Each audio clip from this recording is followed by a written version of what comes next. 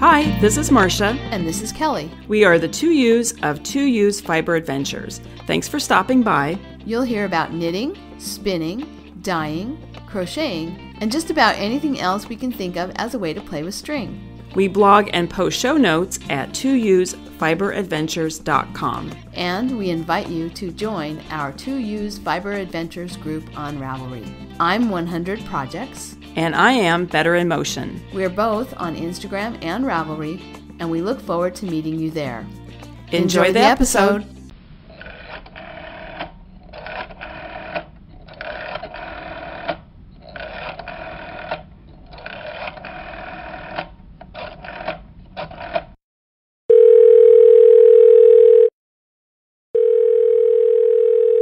Hi, Kelly. Hey, Marsha. How's it going? Pretty good. Good.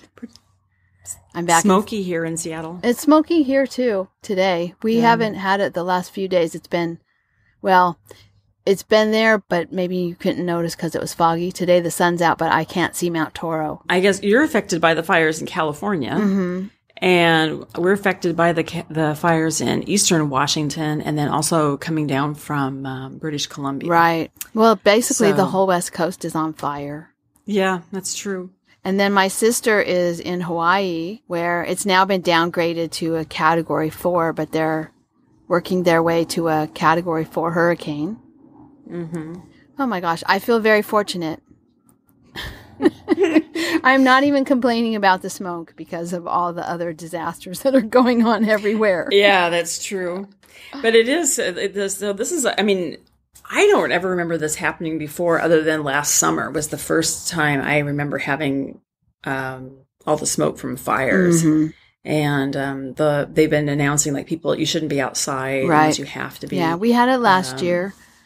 The worst one was in October because it was the day we were coming back from Lambtown. That was the Santa Rosa fire. Was last year. And then a couple of summers before that, there was a big one in Big Sur that was causing us a lot of air quality trouble. I would say in the last 5 years, it's happened at least 3 times. Okay, well, that's depressing. Right.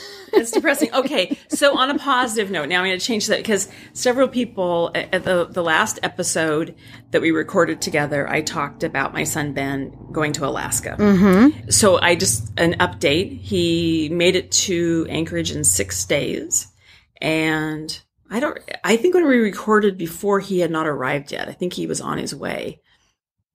No, he was staying in the hangar because you talked about that. So he was, yeah. Mm-hmm. So he's been hanging out in the hangar, and they've gone up in the plane a couple of times, and then he's been doing lots and lots of rock climbing. There's a gym nearby that he's been going to that, a rock climbing gym, and then he's gone out into the real world to rock climb, and then lots of hiking. And he did call to tell me that he had an overnight backpacking trip.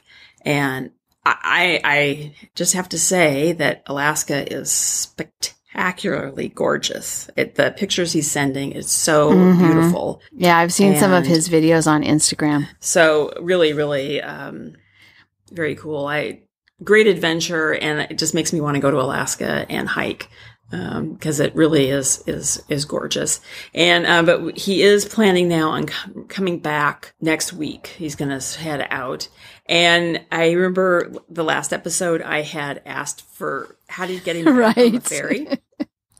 People have been great. I've got a lot of people have messaged me and, about how to do the ferry. And I have to laugh because it is not easy. It's just lots of, and then what I've learned is not all of the ferries run like every day, or you might have to wait 24 hours for the next ferry, and so he's done some talking about it and research into it and talked to people, and then he finally then he said, well, I think he decided he was just going to ship the motorcycle back and fly home, and then I got word that now the plan is he's just going to ride back. He's going to ride his motorcycle back. Oh, okay, yeah. Highway back to Seattle. And the reason I think he's doing this is the trip northbound.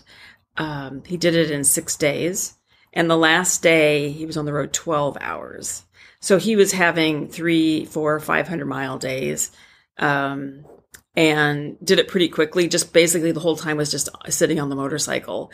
So he said this time, so I think because he's feeling more confident and assured about riding the motorcycle those distances, finding a motel, finding a campground, and taking care of himself on the road, that he decided he's going to come back the same, just reverse the route and not book anything, just find motels along the way and campsites and take more time. Just do maybe 200 miles or 150 miles and then stop and explore and do hiking and just take his time, because he really pushed it on the way up, because I think he was nervous and he just wanted to get to his destination. Right. You know?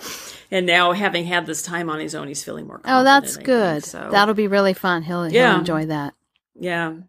Yeah. So that's the update on Ben. And I had one listener that contacted me and even offered a place just to crash and do laundry and get a meal and whatnot. So the listeners have been really, really nice and willing to offer, information and laundry facilities. Yeah. Oh, wow. Well, that is really nice. And then I have to, one last thing that's kind of funny is, and I was thinking of you, Kelly, because Ben is a skinny guy, he's a lightweight guy, tall, but thin. Even his motorcycle jacket is, even though it's a small size, or I don't know what size it is, it's kind of roomy. And so he said for the trip back, he wants to get warmer clothing. He wants to get a sweater. And he said, should I get a wool sweater? And I said, yeah, definitely get a wool sweater. So he's been going to the Goodwill, like his mother. He said they have, I have to pronounce it the correct way, Kelly. Cowichan. No, Cowichan sweaters. She's found some at the Goodwill. And I said, well, just buy one then buy one of those. So he then texted me a picture of a sweater he found. He said he'd gone there and he couldn't find, they were gone. The sweaters that he had been looking at before were gone. But he said, I found another. He said, but it doesn't say what it is, like what the fiber content is. So he sent me a picture of the label and it says 100% alpaca. I said, well, that would be warm. Not wool, but it will be very warm. I said, well, buy it. So he bought the alpaca sweater. And so that's what he's going to wear on the way for the trip down under his jacket. So yeah. So little fiber related news about Alaska. Anyway. Cool. Anyway, on to our other business then. You'll have to tell us what you're working on, because I'm not working on anything. I'm sitting here working on the Iba by, is it Bonne Marie Burns? Or I've heard people say her name, Bonne Marie Burns. Bonne Marie Burns. Anyway, lovely sweater. I really enjoy working on it, and I'm at that point where it has to be a certain length, and I think maybe 2 more rows, and then I want to measure it again, and then I will start the ribbing on that sweater. You made good progress. I've been working on this pretty much all the time. I've been doing, and it's on size 8s. Mm-hmm. It's worsted Aran weight. I think it's worsted weight yarn. And so it's going pretty quickly. And it's also, once I got past keeping track of the shaping, or the increases for the sleeves and the front band, the neckline, and the increases for the body, you can memorize the pattern super easy. It's very easy. So anyway, I'm making pretty good progress on that. But I have to tell you, I did make a mistake. And I was like looking at it going, okay, that looks really weird. And then I realized the sweater, it has the collar and the front band are knit at the same time so it's just, you don't go back and pick up stitches and knit the front band. It's actually just part of the body. But there's a purl stitch that separates the ribbing of the front of the band and the rest of the band. And I realized, like, probably 60 rows back, I had put a knit stitch instead of a purl, didn't catch it, and I kept knitting the purl stitch all the way up. But you know what I did, Kelly? You dropped back and you picked it back up. Yes, I did. Mm-hmm. And it was just one stitch, but 60 rows back. I didn't put a needle in. I just put in a line of just cotton not thread, but wool, cotton that you use for pot holders, that kind of weight. Mm-hmm. And I just put that in there and tied a knot in it so it wouldn't slide out. And then I just put the stitches on the top on a holder and then just drop that one stitch all the way back. And I fixed it in about, 20, 30 minutes. It went really quickly because I didn't have to then like re-knit it. I just used a crochet hook to put all those stitches. Yeah, because your last one was like about 5 or 6 stitches that you dropped back. Yeah. So I think it was 8. 8 stitches. Yeah. So it was really like re-knitting all those stitches. So I just want to. Marsha's the master of correcting mistakes. Well, I want to put it out there that we said this the other time, that it's, try this first because it may work. If it doesn't work, you can rip it back. But it's a first try option, and it worked really well.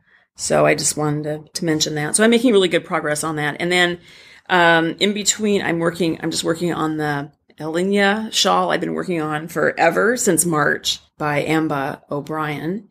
And it's just a garter stitch shawl. It's just, 2 rows of garter stitch. So it's just stripes. And I just working on that because it's kind of mindless. I went and had dinner with a friend last night. And I brought that and worked on it because it's mindless, And you're using pink? I am the kind of a pinky coral color. It's actually called Flamingo from Jorstad Creek.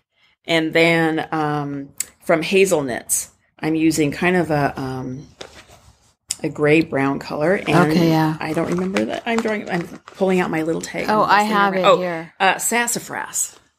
Yes. Okay. No, that's going to be really pretty. It reminds me of it's not your usual color choice. It reminds me of Good and Plenty. Oh, that's true. No, that's going to be really pretty. I know you've talked about this one before, but I never actually went and looked carefully at the project page or what it was going to look like when it was done, or even really registered that it was not your normal color, your normal color choices. But I like it. Well, and I noticed today, because when I was sitting down to make my notes about what I wanted to say, I go and look at my Ravelry page, and I notice I've not updated that photograph since I had maybe 10 rows. Right, it's a small, so I need to, after we finish recording, I should probably go and take a photograph of what I have, because I believe, I don't have the pattern right here in front of me, but I believe you have to do I think it's 95. I may be wrong on that, but like 95, 98, garter stitch stripes. And I think when I counted the other day, I think I was at like number 70 or something. So I'm getting close, but you're close in rows, but the rows are getting bigger. Yeah. So, anyway, but it is, as I say, it's just sort of my mindless knitting, card knitting and that kind of thing. So, and that's it for me. What about you? Well, I have absolutely 0 whips, which we talked about last time. And I actually wanted to start something, but things got kind of busy and I haven't had a chance to. So I've just been sitting here with no whips. None. But then I did cast on a bear. I'm just going to interrupt to ask, how can you not have something to do with your hands? I haven't had any time. Oh, okay. We have the house that we're trying to get rented out. So my hands have been typing emails to people and making phone calls to people and getting applications and all that kind of stuff together. So yeah, my hands have been busy doing other things, preparing for class and then because we're now in the second week of school, but all last week. It's really strange because my course load is not even full yet because I have one class that doesn't even start until the 27th. But I was coming home and like in bed by 7:00. I mean, like have dinner, do the dishes, go to bed because it's just so much. I think for me, it's a lot of interaction and it's a lot of being on. When you're meeting when you're meeting new classes for the first time and teaching to a group of people that you don't know yet. So it was a lot of being on. And then so when I came home, it was like, okay, I need to do this stuff for getting the house rented, and then I have to go to bed. So it hasn't been as difficult as I thought, but I did need a project for while I was sitting waiting for people to show up and see the house. And so I had started a bear's head, a knitted head, top down a while ago, and it's just sitting in my bag because I decided I didn't want to do it, a knitted one. So I picked that back up and I made a bear out of, actually I said I was going to just get rid of it, but I made it out of the yarn that I used for the summer sleeveless top, that Valley yarns. It's a combination of acrylic and cotton. Anyway, I had Good thing you didn't get rid of it. No, I had I had too much. It was like 2 skeins and a half left. And so I decided to just put it in my bear stash. I haven't been any place to get rid of it, and I wasn't going to throw it away. So I put it in my bear stash, and I've been using it. And so this is a beach bear. Bathing suit, towel, little bucket with a shovel in it. It's my 3rd bear for the summer and my 5th bear for the year, because I'm entering into the 2 knitlet chicks knit along. So I started it, finished it within a few days.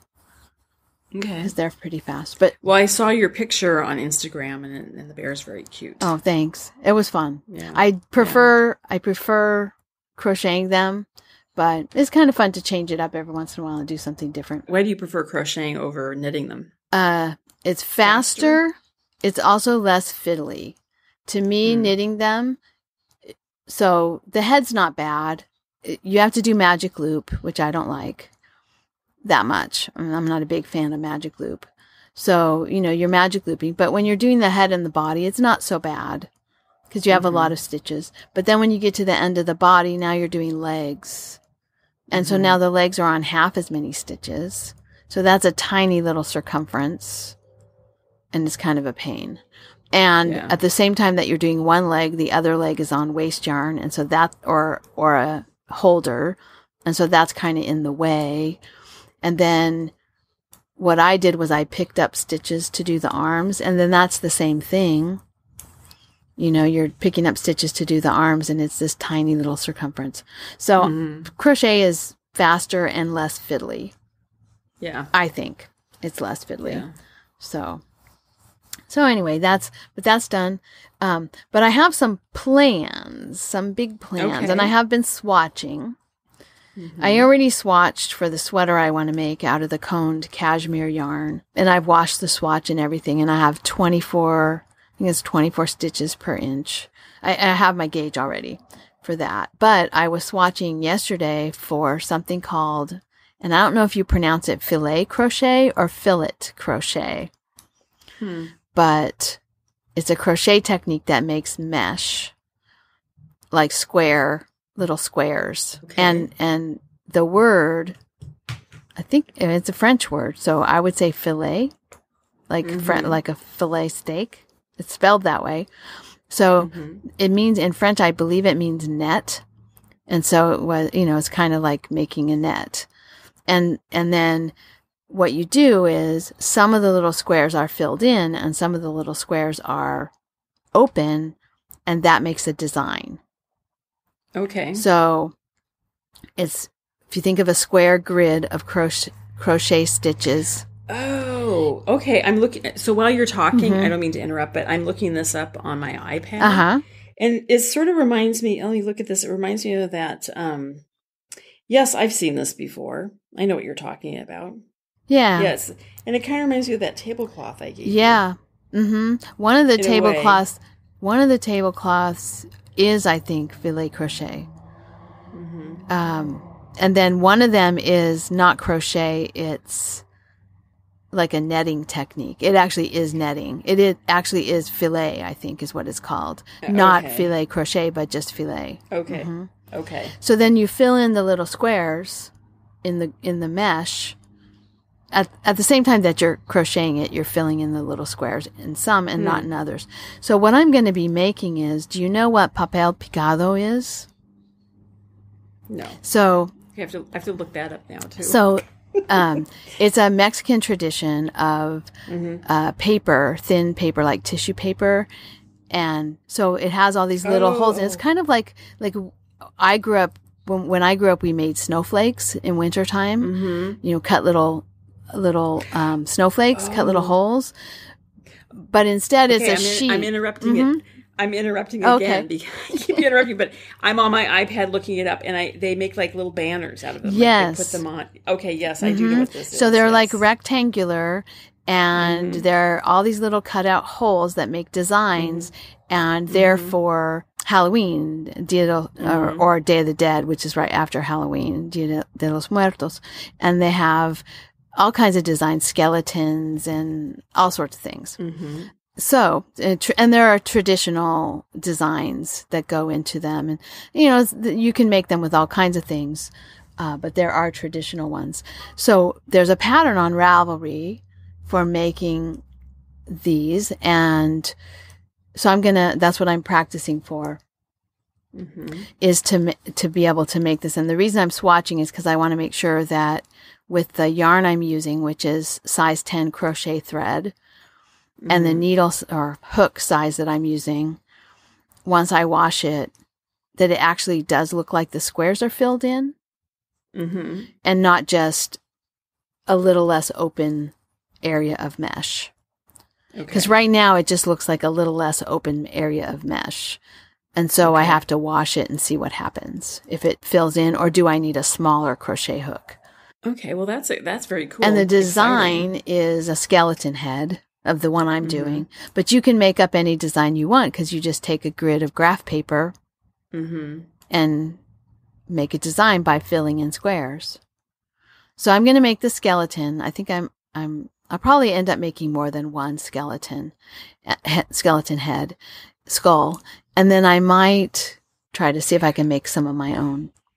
Well, it might be kind of cool to make them like those paper. They're all different bright colors, and then different patterns in different bright colors, and then string them all together. My ultimate goal would be to have enough that I could string them, because this is the way they string them, diagonally across the dining room. Oh, we have the chandelier in the way, but that's the idea, is, diagonally and then like an X across the dining room. And I think that would be really fun. Yeah. So, no. Or maybe in the entryway. But I'm going to start with one. Because that would be quite a few to make out to go diagonally across your dining room, because your dining room is sizable, And they're not very big. They're they're like the size of an 8.5 by 11 sheet of paper. Typically, maybe a little bit bigger. I've seen some that are a little bit bigger too. But yeah, I always tease Aunt Betty because she gets a pattern and she gets excited about it, and before she's even made the pattern, she's already buying enough yarn to make one for everybody she knows. And then she makes the first one and doesn't really like it that much, and is, and then it's like she's committed to making all of these. So I'm not making any kind of commitments about how many of these I'll make, but I wanted to try it. I thought it would be fun. So, and that's very cool. So that's what I'm learning to do, and it's a crochet pattern. And then I also have a knitting pattern that I'm thinking of doing. I've been on a search for a cardigan, and I have to say, I think cardigans are not trending anymore. When I look at the Ravelry pattern page, almost all the sweaters in the hot right now, the top 20 or whatever that you can look at, they're all pullovers. It used to be like everything was a cardigan. Everybody was making cardigans, and now it seems like everybody's making pullovers. But I'm going to make a cardigan. And you're gonna buck the trend. I am, yes, because I have this cone. We talked about this in the last episode. I have this cone of cashmere yarn that's a fingering weight. It's 1,000 yards. And then I have about 500 yards of a sport weight. It's that Chickadee, Quince & Company Chickadee. And so I want to make a cardigan with that. And I need a cardigan that I can do a stripe kind of pattern. So, that lets out things like cables and lace. And so lots of them are eliminated for that reason. I didn't really want anything that buttoned. I'm not in the mood for a button band and buttonholes and buttons and all that. So I've been looking, and I wanted something like the featherweight. And Boston Jen messaged me and said I should take a look at one called Brise, Brise. I looked at that one as a possibility. She said it has a much better. It's also a hanaphetic pattern, like the featherweight is, but it has a lot bigger shoulder. A lot more fabric over the shoulder, and it's cute. I did like it. I looked at that pattern. It's an open front. It's got kind of the waterfall front a little bit. And I thought, well, maybe that would be good. It actually was made with a Quince & Company yarn, a linen yarn, which would be really nice. But it's short-sleeved. Of course, I could make it longer-sleeved. But I was having trouble figuring out exactly where I might put striping. I might make that one in a different yarn, maybe out of some of my coned linen, because it really does look like it would be a nice sweater. The shape of it is a nice shape for linen. It has a kind of a wide collar and then just straight fronts, and it just rolls. Everything rolls. All the edges roll, which I know you don't like that edging, but it works with this particular sweater. It works well. But I'm not going to use that pattern for my cashmere yarn. I found a different one, and it was in the hot right now just the other day. It's the running water sweater. And let me just go to the details here. It's Claudia Eisenkolb, and it was published in Himawari Knits. And it actually calls for a sport weight, but I think I can make it work. The gauge is 1 stitch off from my gauge. And it's also reverse stockinette, which I'm not going to do. I'm going to do it in stockinette, I think. Okay. And I'm looking it up here. Although the back has a detail that I like, so maybe I need to rethink that, not doing reverse stockinette. No, the back is just ribbing, so I could do regular, front side stockinette and the ribbing. Has a ribbed collar band. It has long sleeves with cuffs, which I won't do because I don't have enough yarn. And it has pockets, which I won't do. Mostly because if I have pockets, I'll put stuff in them, like my work keys or my phone, and then my sweater will get all stretched out. Yeah. I can't be disciplined enough to not put anything heavier than Kleenex in my pocket. So, and when you put Kleenex in your pocket, then you get a big lump in your sweater, and that's not attractive either. So I'm sort of off pockets in sweaters. Well, and I sometimes, not always, but I sometimes don't think they can look bulky sometimes. Yeah. Like it puts more bulk around your hips, kind of. Right. I don't know. It depends upon the sweater. The sweater, different. I have a sweater that I keep at work that's a commercially made sweater that has pockets. And first of all, I stuck my keys in there enough that I made a hole in the pocket. So that's, one reason I know I don't want pockets in my sweater. And then also, when I do have something in my pocket, even if it's like a piece of Kleenex, because the extra bulk of the fabric, it's a very frumpy looking sweater. It's not attractive, but it's nice to have in my office in case my office is too cold. Yeah. So yeah, this is the sweater that I'm planning for. I got the pattern already. I didn't put it in my queue yet, but I'm going to. I really like the way the shoulders are in this sweater, and it'll be interesting to see how they're made, because there's just a nice line around the set-in. They look like set-in sleeve. They look like set-in sleeves, but they're not, because it's not seamed. So anyway, I haven't looked at the pattern yet, but that's my plan. And then I'm going to use my contrasting color somewhere on the forearms of the sleeves in some way. Striping similar to the Funky Grandpa striping, maybe, only all one color. Yeah. And then I'll have that contrast color also somehow in that collar band, neck band, front band thing that goes around. That's my thought. Yeah. And then I'm looking to see about the bottom of the sweater. I don't know. I can't really tell what's happening at the bottom of the sweater. So it may be that I'll do depending on how much yarn I have, I may put something at the bottom of the sweater as well. So, and it's top down. That was another thing. Some of the other patterns, like Flaming June, that I was thinking of, is a bottom up sweater. Yeah, top down, you can sort of adjust it and change your mind as you. Yeah, and when you're not sure you're going to have quite enough yarn, and you're going to have to make adjustments, bottom up is not a good idea. Oh, I ran out of yarn. I can't make my shoulders. Oh, well, I'll just have a sweater with no shoulders. No, that's not going to work. So that's what I'm planning. Papel Picado and Running Water. Those are my two right on the runway projects.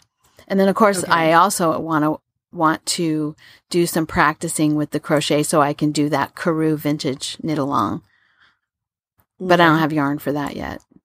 I need to think now. more. Remind me again. This is the one that's that Afghan with all the different. Okay, and it's got really interesting crochet stitches that I don't know how to do. So I have to learn some crochet stitches before I do it. Well, and my question to you is, do you have to buy all the yarn at once, or are you just going to try and do this with scraps, or are you? I don't have enough scraps.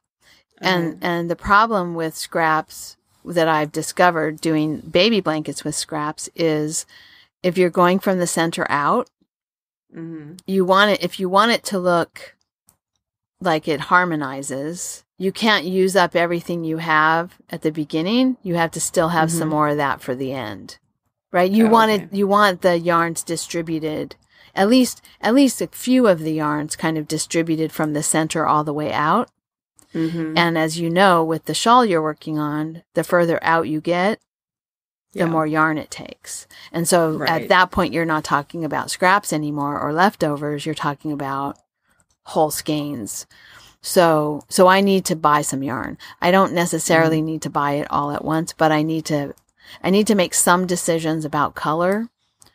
And it's a mystery knit along, but I think they're already on like week 6 or 7 or clue 6 or 7. And I don't think it's done yet, but so I kind of have seen how it's progressed. And so I know, like, if you just are looking at the center, you wouldn't know which of those colors in the center is the color that you are going to want to continue. But now that I can see a bunch of people's projects, I can see, oh, okay, this part will be a contrasting color, and this part actually is going to turn out to be like the main color of the body of the Afghan. So I wouldn't necessarily have to buy all the contrast colors all at once. I can kind of pick and choose as I'm going along. But I need to think about what I want to be the main color. So then I know what contrasts I might want. Yeah. So lots more thought has to go into that before I'm actually ready. But meanwhile, I think I'm going to practice those why can I not say crochet stitches today? I need to practice the center part and get used to the stitches. And I'm going to make pot holders with scraps. Okay. I have cotton scraps, and I think I'm going to use some of my cotton yarn scraps to make pot holders to practice some of the stitches from the center. So that's lots of sort of preparation stuff going on. Yeah. Well, it sounds exciting. Yeah, it's kind of fun to have no whips and be thinking about all the stuff I could start. Oh, yeah. And then the problem is to focus on which ones you're going to start. You get there's so many ideas I have that it's difficult then for me to figure out which one I'm going to start. Yeah. You know? So, well, and I have to say that is one of the reasons that one of the things that adds to the reason I haven't started anything in 2 weeks. Is because there's a lot to think about. And so then I just grabbed a bear. It was easier. Yeah. Well, that's exciting. Well, Kelly, all of your projects makes me think that you have to learn some new things. Yeah.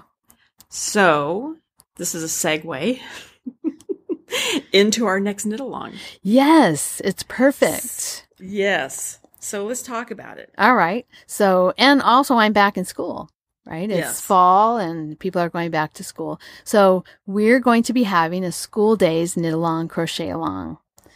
And the idea is that you can enter a project that is something you have to learn. So, for example, if I were able to enter, I could enter the Papel Picado because I have to learn to do filet crochet. Or I could enter the Karoo Vintage Mystery Knit Along blanket because I have to learn all those crochet stitches that I don't already know. Right. Puffs and dots and very interesting things. So I have some things to learn, and those two projects would then be eligible for the knit along. And I think you have something that would be eligible too if you were going to enter. Yes. Well, I can do anything I want, Kelly. I was about to ask, is it okay to take one failed participation in a knit along and carry it over to another one? Yes. The answer is yes. Yes, I can do anything I want. But especially if that failure is due to needing to learn something, right? Learn something, yes. So my failed knit along was when we did the sheep thrills knit along. We had to knit something that was sheep related other than it was wool yarn. So I was going to make my plan, and I bought yarn for anything, was to make a tea cozy that had sheep on it, and on this looked like it was on a carousel or something. And I did pretty good, but I realized when I got halfway done that my color work was too tight. I think a common problem that people have when they first started doing color work. And so I realized it was never going to fit over the tea kettle because it wouldn't stretch enough. Right. So what I'm going to do is I'm going to pick up that project again that, I said tea kettle, I meant teapot, but I'm going to pick up that project again and start that. And I think what I'm going to do is take a class. Either I'll go into, if I can find a class at a yarn shop near me, I'll do that and take a class on color work, or I'm sure they have something on Craftsy, and take a color work class to understand how to not have a gap, between the stitches, but also get enough stretch in there so I can actually fit my tea cozy over my teapot. So that's what I'm going to do. All right. Yeah. So that's good. So yeah, that I think just about anybody has something they've been wanting to learn, something they need to go watch a tutorial about, or Craftsy class that they bought and it's been sitting in their library, or, a book that they have that they wanted to dig into. So yeah, if you have something that you need to learn and that's related to a project that you're going to be working on, you can enter our knit along, crochet along. I guess it could even be a weave along. Yeah, it can be anything. Spin along. Yeah, knitting, crochet, weaving, spinning. So it's a learn along. Yeah, a learn along. And Kelly, we've decided it's going to start when this episode airs. Now. right now. When the episode airs, it will start retroactive to Wednesday. It'll run through November 30th. Yes. So all the way through the end of November. So that's a good long time to be working on this and whatever it is you need to learn. And then we'll have a finished object thread. We'll have a chat thread, and then we'll draw prizes from the finished object thread on December 5th. Yeah, let's say December 5th, because that's a Wednesday. That's when we usually record. So I'll close the thread when we record that first week of December. Okay. So just to be safe, you should probably try to get it in like within the first couple of days of December. But we usually record on Wednesday. So yeah. No earlier than Wednesday. We don't record earlier than Wednesday. If we do record different than Wednesday, it's usually later. So yeah. All right. So I'm excited about this. I think it'll be fun. And I have some things to learn. Yeah, I do too. So I'm pretty sure everyone else does too. So join us. Yes. So, and then Kelly, do you have anything else to talk about? I have a couple of things. Okay. First of all, I need to just cheer and brag and yell and scream from the rooftops that my Cowichan sweater. Yes. I entered it in the fair, and we had the judging of the fleeces and the handcrafts. And so I entered 2 items. I entered my Cowichan sweater, which last year I entered it as a basket of yarn. And then this year I entered it as the finished sweater. And then I also entered a skein of yarn, a skein of sock yarn made out of, the wool was baby doll South Down. It's the roving that I bought at the spinning St. Distaff's Day in January when I was up with you. Oh, right. From, Socked In Farm. Okay. Sock as in SAUK. Anyway, so I spun that into a 3-ply sock yarn. Okay. Entered that, got second place. And then I got first place on my sweater. That's very cool. And then they take all the first place items that are either dyed by the spinner or not dyed at all. And they put all those first place items together and they select the best in show. And I got best in show. Yay. That was so exciting. I really did not expect it. I really didn't expect it. I think partly it was because of it had something to do with the information that I put in my little entry. That helped, that it was kind of thematic. The judge spent about, I would say, a good 7 to 10 minutes talking to the audience about just Cowichan sweaters in general and the tradition and all of that as a result of looking at my piece. And so that, that had to, I would think that would weigh in her decision. So I have 2 questions about this. First of all, how does it feel having something of yours judged? How does it feel? Like, it's interesting because you're sitting in the audience and other people know it's yours. Well, some people knew it was mine, not everybody. But some people already knew it was mine. And for a lot of the people, they work on projects with other people in the guild around who were there at the judging. So, people know whose project is whose to a certain extent. But the judge doesn't know. And then they talk about it the same way they talk about the fleeces. They talk about what's good. And if the judging is good, you get a lot of good constructive criticism. But criticism is hard. Right? It's a difficult thing for people to listen to. So it's a little nerve-wracking because you want constructive criticism, but it's also a little bit difficult to hear criticism. Yeah. And in public. So, So you have a sense now of what it feels like to be a grower and having your fleece judged.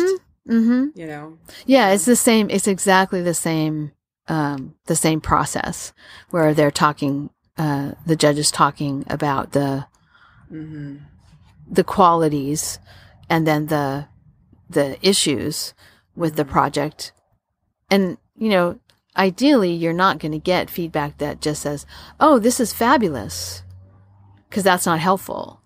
Right. I mean, it makes you feel good, but it's not the reason you're there.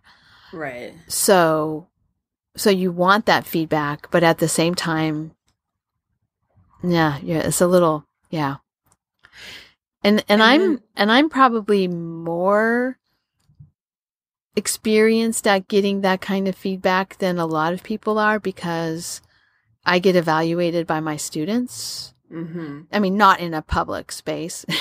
Right. Well, that sometimes happens too, but the way it's supposed to work. You don't get a ribbon. Oh, you get third place. Right. You get sixth place. Yes. Oh, you're so great. You get first place. So, I do have that experience of reading constructive criticism often. I mean, in my career, 30 years of teaching, I've read a lot of constructive criticism from students. And mostly it is constructive. But it's hard. I take my evaluations and I go sit in my office and I close the door of my office and then I sit there for a minute and get myself in the right mental framework to not be defensive. And then, so yeah, I mean, I have practice at that. But still, I was nervous. Yeah.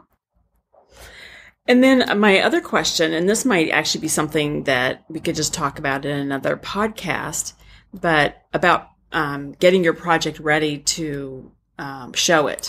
Yeah. So, if it's hand spun, about the fiber, and having done this now last year with your yarn and this year with the sweater. So is that something you want to talk about now, or is that something that would be better for another podcast? I think we could actually do an episode where we talked about that. And Mary, Knit Admin, and Sequoia Shelley, they both also had some big wins at the fair. Okay. And I would like to maybe talk with them too, if they have any tips, and put together some, like, based on what I've seen in the judging, what would be my tips. Okay. For, not just tips for getting a ribbon, but like, how do you, how do you present? Like, I rewound my skein of yarn, right? I mean, I had already rewound it, but it had been sitting for a while. So before the fair, I rewound it again, those kinds of things.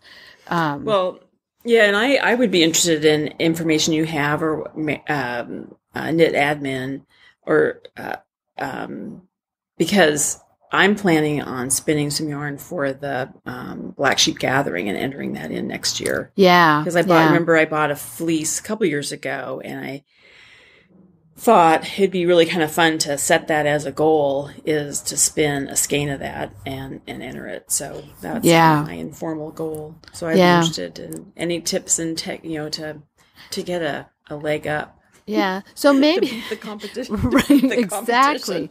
Well, like I said, I do think some of the things I said in my entry, when you describe the item, is helpful. Plus, there's other things that you might not even know, like attach a piece of the fiber or a bit of the yarn, or a swatch. If you do a skein of yarn, knit a swatch with it and attach the swatch.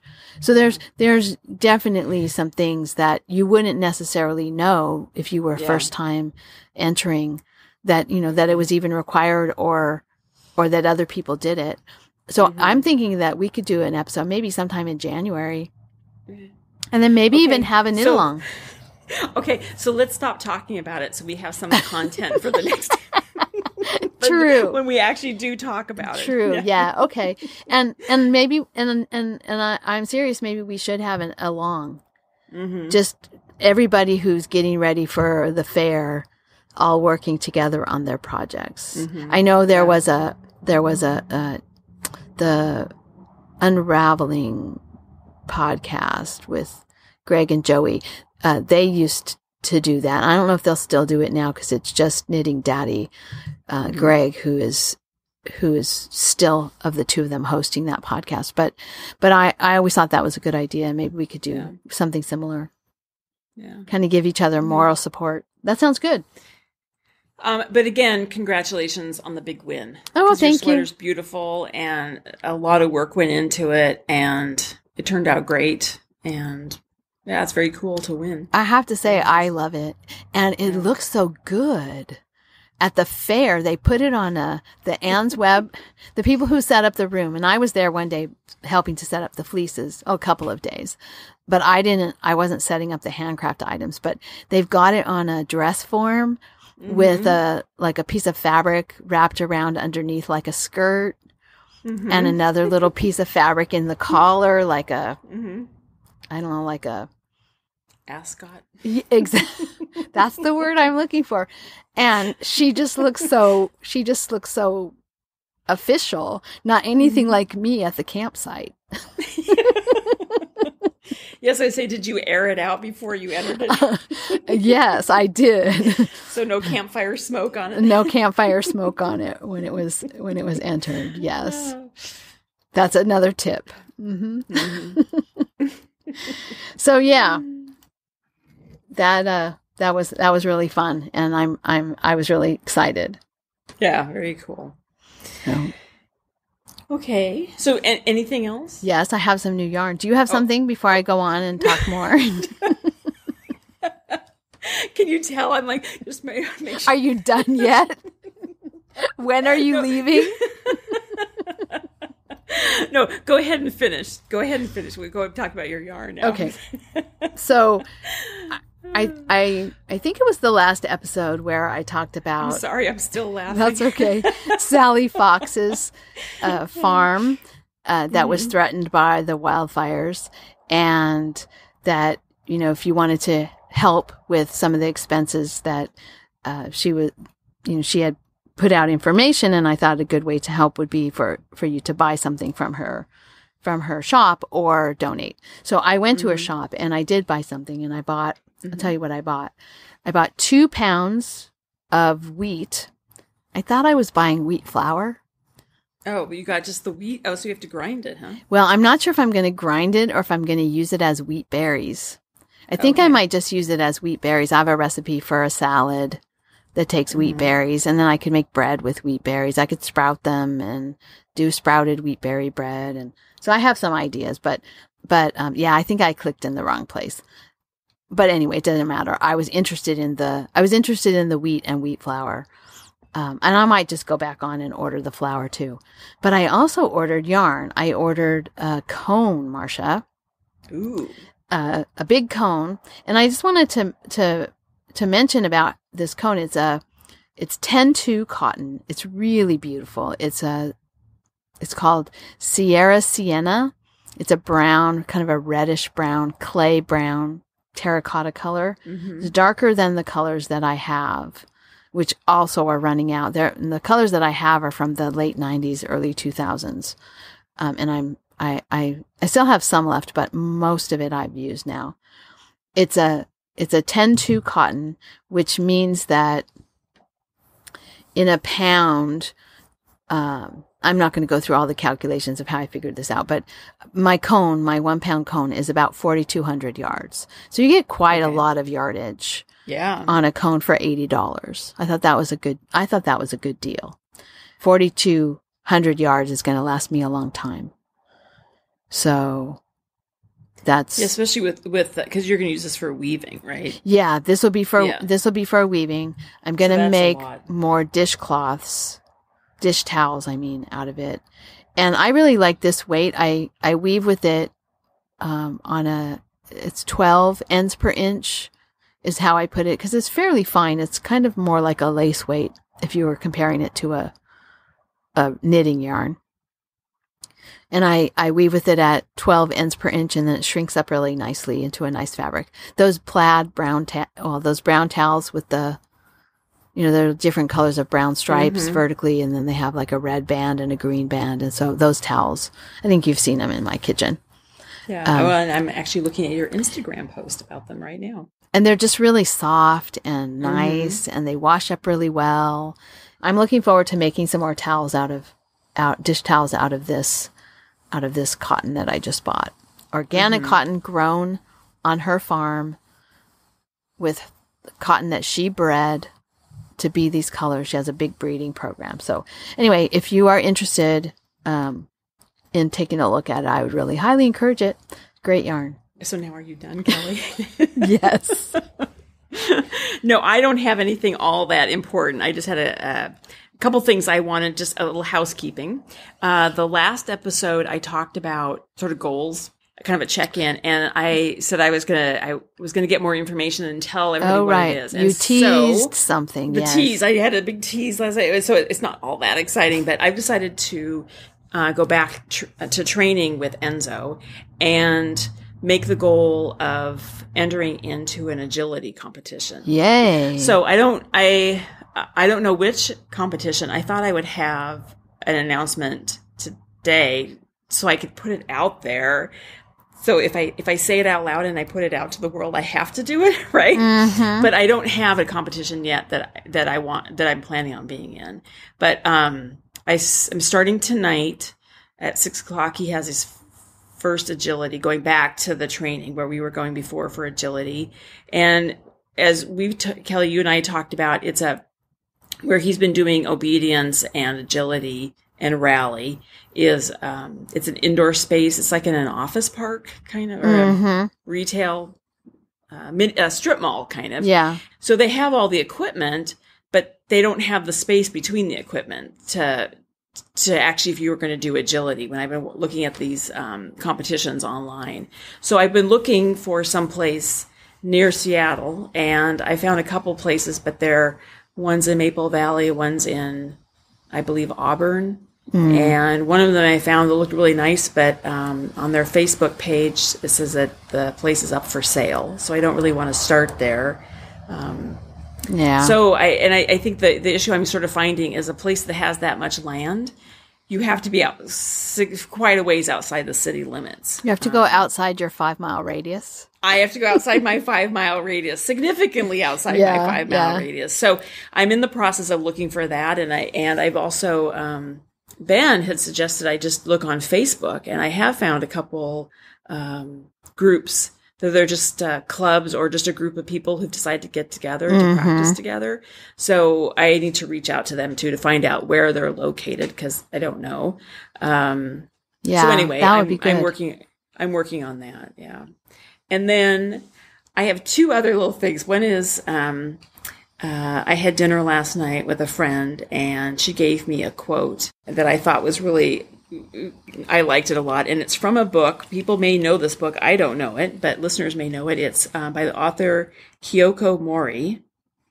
And the book is Yarn, Remembering the Way Home. And this quote from the book that my friend gave me is, and I'll read this. It says, "The folklore among knitters is that everything handmade should have at least one mistake, so an evil spirit will not become trapped in the maze of perfect stitches." I love that. The idea is that the mistake is a crack left open to let in the light. Mori goes on to testify about the evil spirit she wants to be free of. It's that little voice in my head that says, I won't even try this because it doesn't come naturally to me and I won't be very good at it.